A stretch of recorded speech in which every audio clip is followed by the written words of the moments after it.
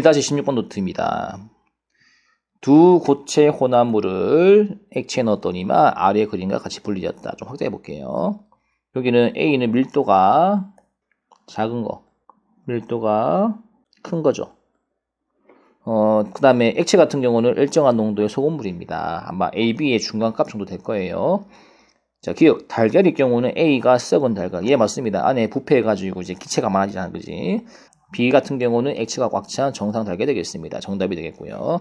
벽시하고 축정이라면 알찬, 꽉 찬 벽시가 B. 그리고 좀 안에 텅텅 빈 쭉정이가 A가 되겠죠. X. 다음 액체에 소금을 더 넣으면 B는 바닥에 있는 것이 아니고 언젠가는 뜹니다. 왜냐하면 액체의 밀도가 커지기 때문에. 정답은 1번 되겠습니다.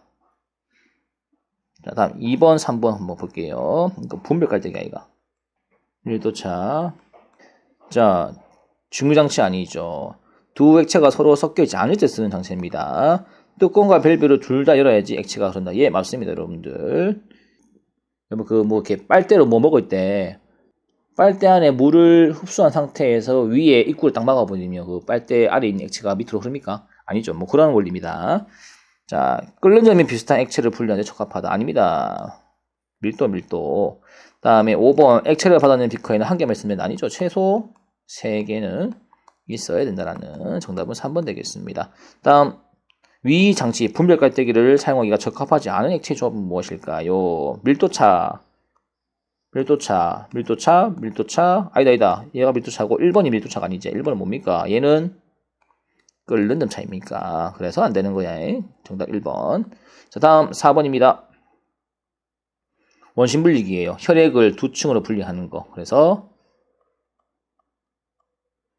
과감하게 밀도차 적어주시고 원심 분리기라고 적으시고 그 다음에 무거운 고체가 밑에 가라앉잖아, 그지? 그래서 C의 이름은 혈구라고 불러줍니다. 혈구라고 한다면 적혈구, 백혈구, 혈소판을 말하는 거고요. 그 다음에 대부분 액체가 B인 거 아시죠? 이게 혈장이 된답니다. 혈장.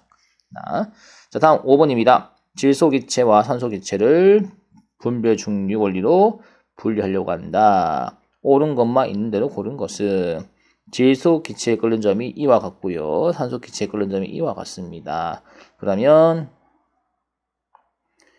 영하 200도로 전부 다 냉각시켜봐.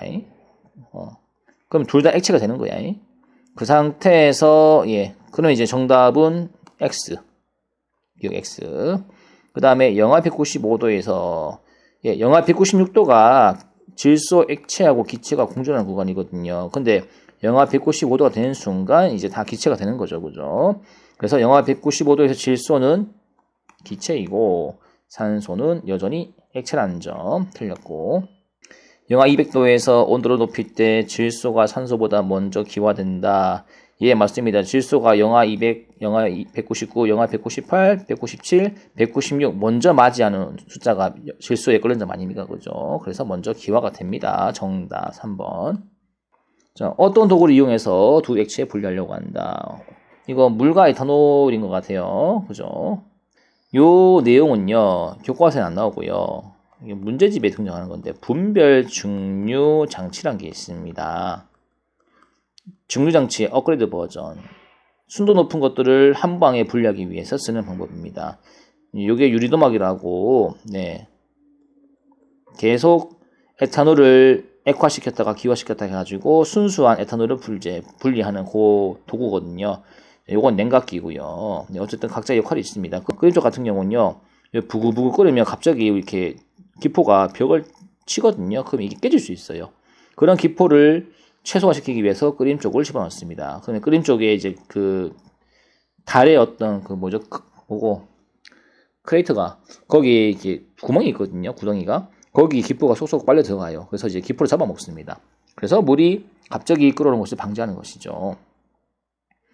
끓이면 끓은 점이 낮은 물질이 먼저 분리가 됩니다. 이 점을 기억하시고 문제 한번 풀어보겠습니다.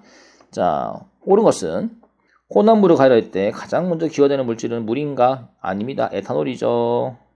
온도계의 끝은 혼합용액에 충분히 담가야 한다. 여기 온도계 있거든요. 온도계는 담그면 안 됩니다. 온도계가 여기 있어야지 눈에 보이지 않는 기체가 이렇게 올라갔을 때 그 기체의 끓는 점을 측정하는 것이거든요. 만약에 이 온도계에서 80도라는 어떤 수치가 나왔다고 합시다. 그러면 누가 지금 지나가고 있는 거예요?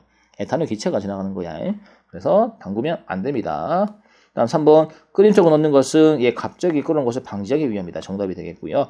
유리덤하고 집어넣는 것은 숙물질을 좀 더 효율적으로 분리하기 위해서 맞습니다. 다음에 냉각기에 투입하는 찬물은 아래에서 위로 보내는 것보다 위에서 아래로 보내는 것이 더 효율적이다. 이런 내용이 있는데 자, 이게 냉각기거든요. 구멍이 2개 있어요. A, B. 호수가 걸려 있고요. 보통 찬물을 밑에서부터 채웁니다. 채우면요. 자, 봐봐요. 뜨거운 에탄올이 쭉 지나가는데 찬물이 그 에탄올을 액화시키거든요. 그래서 열을 다 뺏어갑니다. 여기 찬물이 이제 열을 계속 뺏어가면 물 온도가 어떻게 됩니까? 찬물이 좀 미지근한 물이 되겠죠. 그죠? 계속 받다 보면 이 물이 뜨거운 상태가 될 거란 말이야. 그러면 이 뜨거운 게 밀도 차이하면 뜨거운 물은 밑으로 갈까요? 위로 갈까요? 찬물에 비해서. 위로 가겠죠. 위로 가면서 지가 스스로 뜨거워지면 올라가서 요 A 호수로 쏙 빠집니다. 냉각 효과 짱이거든요. 그래서 냉각기에서 투입하는 찬물은 아래에서 위로 보낸 것보다 위에서 아래로 보낸 것이 더 효율적이다. 아닙니다. 더 비효율적입니다.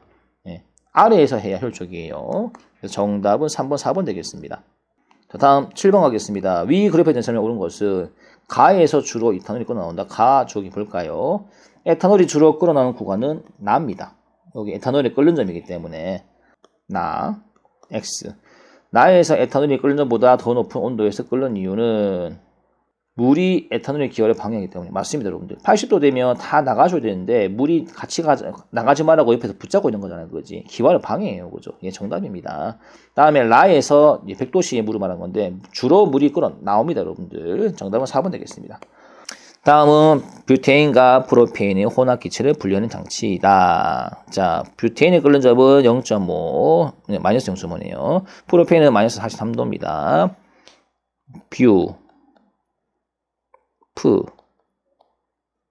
뷰테인 같은 경우는 0.5도에서 이제 액체가 기체가 되는 형태고요. 그러면 영하 0.5도 이하, 영하 0.6, 0.7 여기 요 구간은 뷰테인은 액체고요. 그다음에 온도 올라가면 기체가 되는 것이고요. 프로페인 같은 경우는 영하 43도 기점으로 왼쪽은 액체, 오른쪽은 기체가 되겠죠. 그리고 요 온도 사이에 들어가게 되면요. 뷰테인 같은 경우는 액체가 되는 것이고요. 프로페인 같은 경우는 기체가 되는 구간이거든요. 이게 구분이 가능하단 말이야. 그래서 끓는 점으로 이제 분리가 가능하죠. 자, 한번 보겠습니다. 상온에서 온도를 서서히 능락시킬 때, 상온이라 하면 여기 온도를 치면 오른쪽을 말하는 거야. 왼쪽으로 가면 이제 영하가 되겠죠.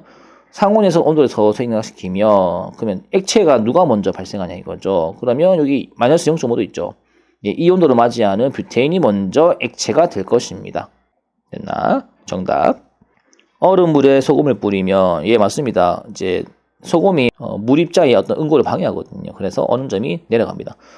정답이고, 화학 원형 화투 같은 경우는 이게 어는 점 내림이라고도 불러주거든요. 근데 지금은 뭐 그런 어려운 단어가 안 나오니까 그냥 온도가 계속 내려간다고 생각하시면 됩니다.